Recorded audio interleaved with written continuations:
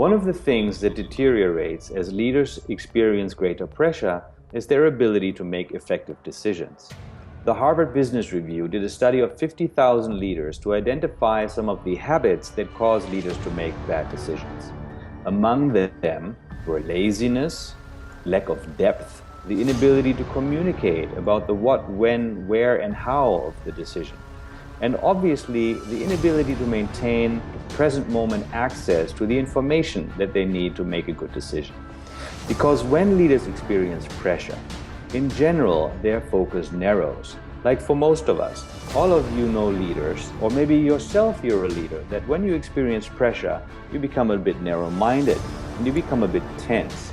Now, if you could just mediate that tension and release that narrow-mindedness to gain again a broader perspective and gain again greater access to your thinking and your training and your education and the people around you, then you'd be able to integrate all of that in order to make effective decisions.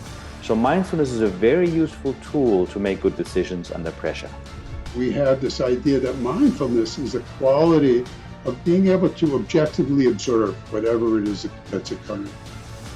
And through that objective observation, move from reactivity to responsiveness.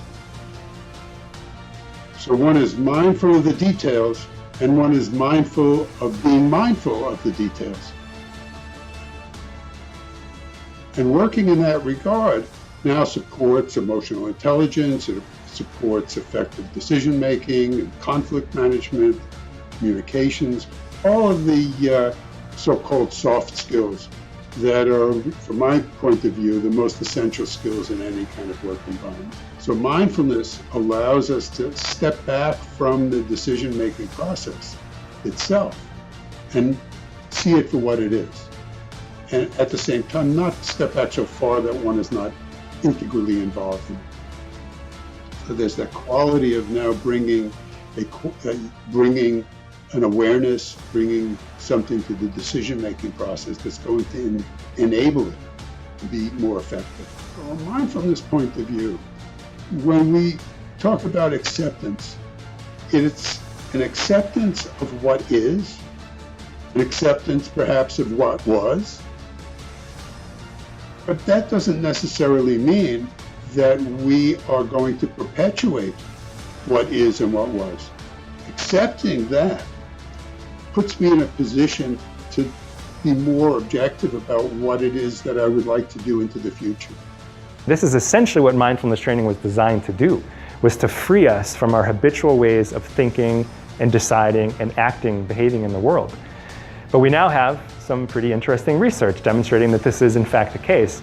Perhaps the most well-known study is some research that was conducted in conjunction with 2 MBA programs. And what the researchers hypothesized was that mindfulness training, because a lot of the effects of cognitive biases result when we're caught up in an emotion and we're thinking a lot about past and future, and one of the side effects of mindfulness is that we're not so caught up in past and future, we're more right here with the present. They hypothesized that mindfulness would help create some freedom from being impacted by cognitive bias.